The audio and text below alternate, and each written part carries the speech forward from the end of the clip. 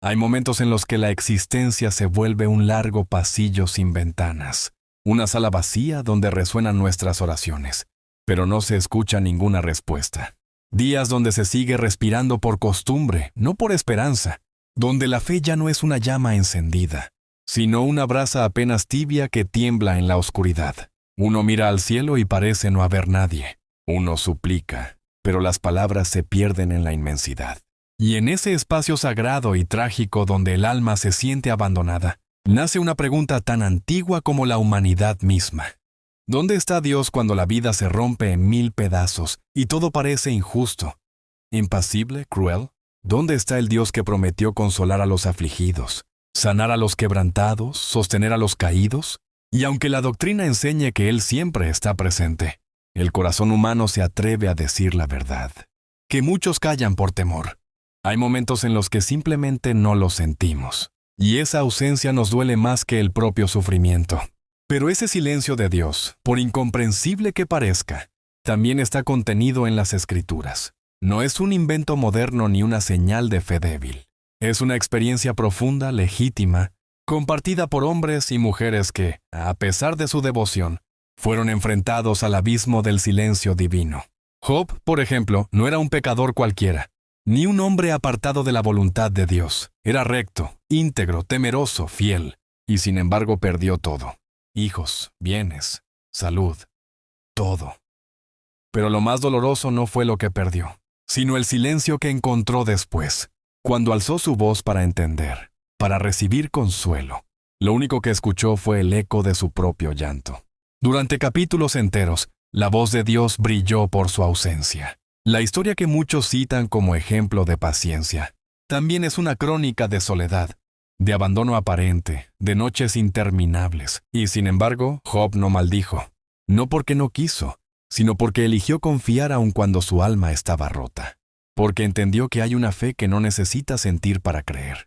Una fe que se construye en la oscuridad, no en la luz. Una fe que no se alimenta de milagros, sino de la persistencia de seguir creyendo cuando todo dice que no hay razón para hacerlo. Lo mismo vivió el salmista David, aquel hombre conforme al corazón de Dios. El mismo que derrotó gigantes, escribió canciones eternas y gobernó un pueblo con el respaldo divino.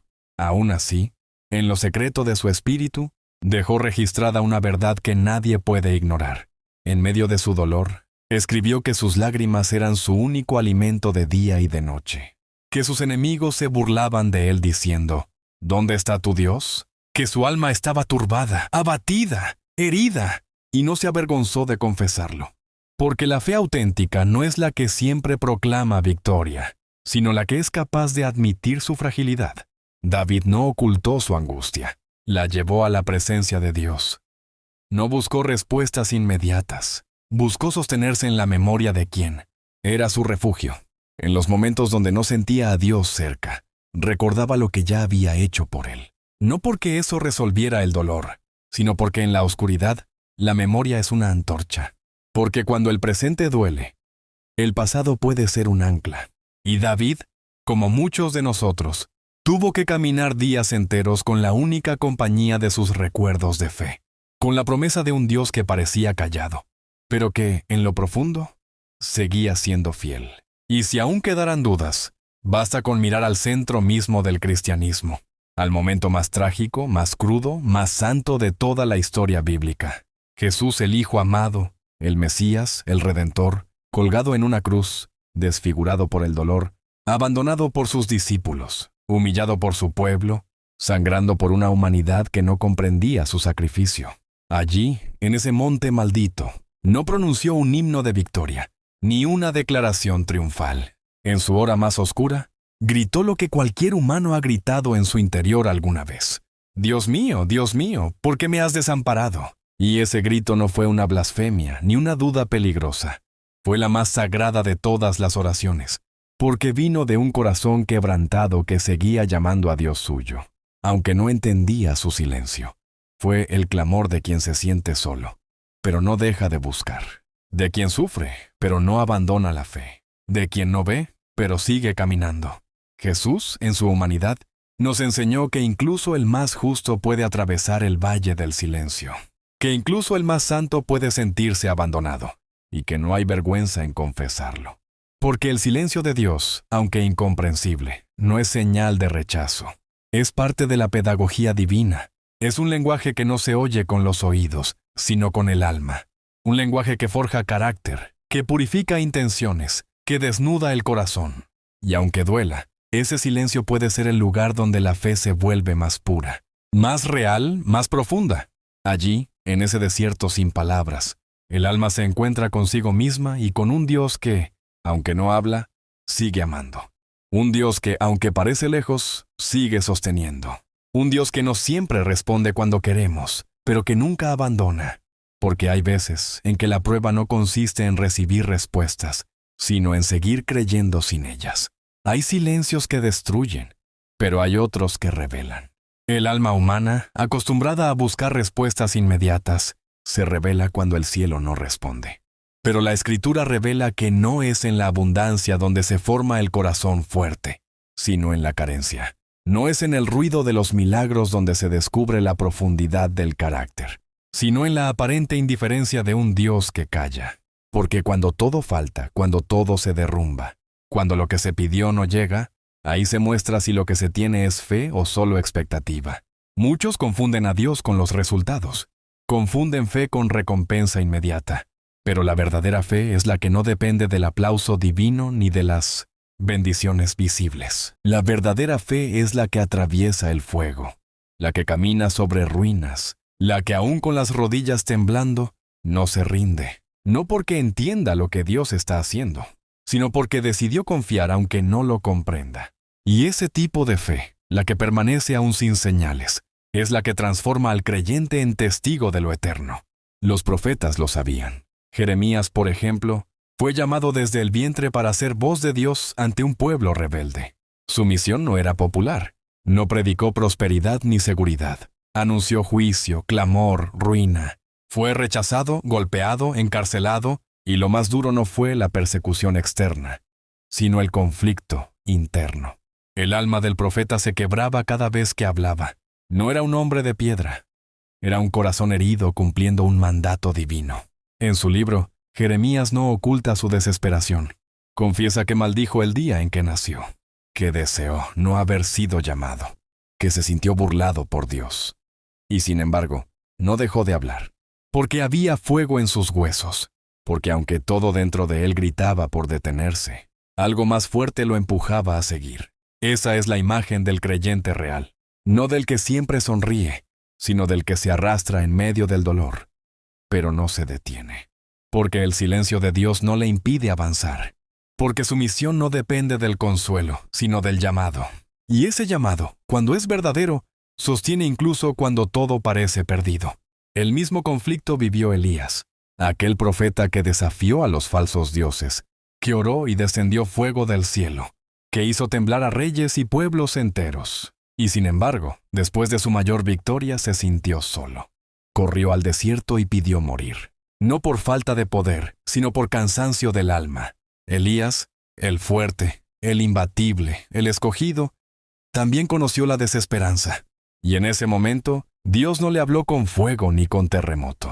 Le habló con un silbo apacible y delicado.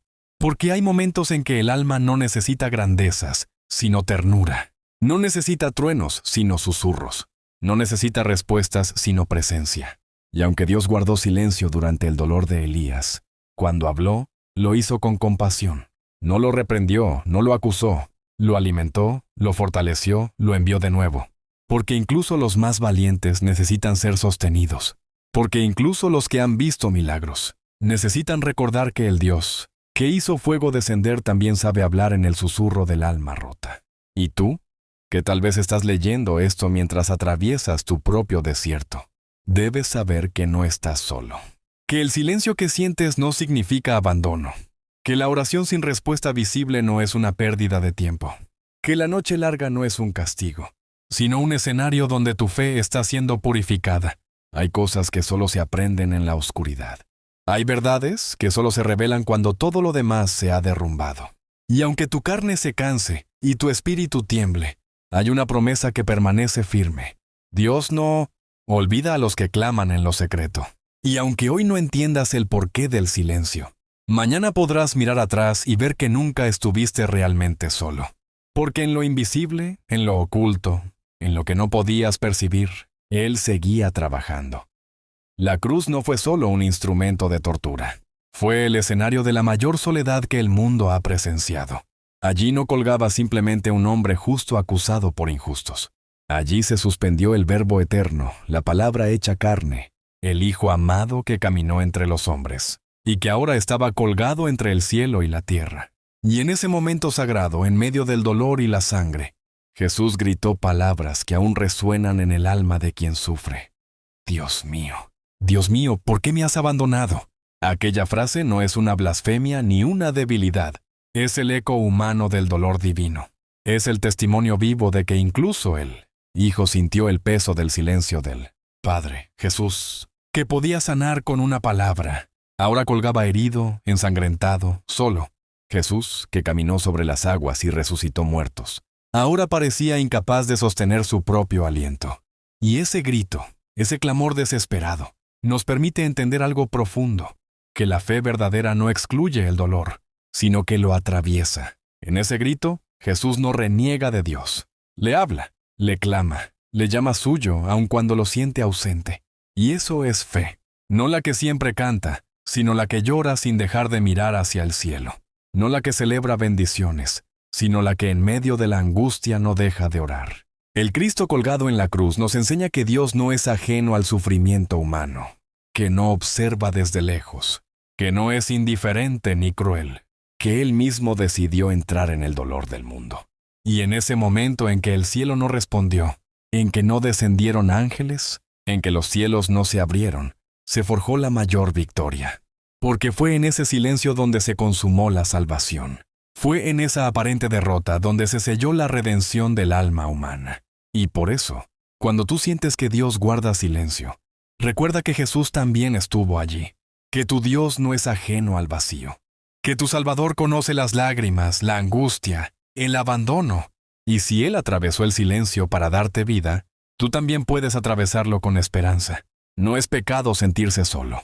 No es falta de fe llorar. No es debilidad preguntarse por qué. El alma humana, limitada y herida, necesita expresar su dolor. Necesita clamar, gritar, cuestionar. Y Dios no se ofende por eso. Él es el Padre que conoce el corazón, que escucha el susurro del quebrantado, que comprende el silencio de quien ya no tiene fuerzas para orar. En la cruz, Cristo nos mostró que incluso el más justo puede sentirse abandonado.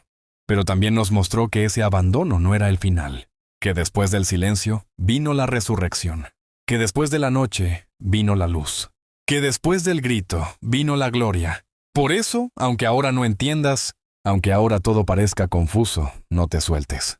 Porque el Dios que calla no es el Dios que se ha ido. Es el Dios que prepara una respuesta más profunda que la palabra. Es el Dios que a veces no habla, pero actúa, que no responde, pero sostiene, que no aparece en el espectáculo, pero sí en el susurro de tu interior. Muchos creen que la fe consiste en tener siempre claridad, que el creyente maduro es aquel que todo lo entiende, que todo lo acepta con una sonrisa, que nunca duda, que nunca tropieza.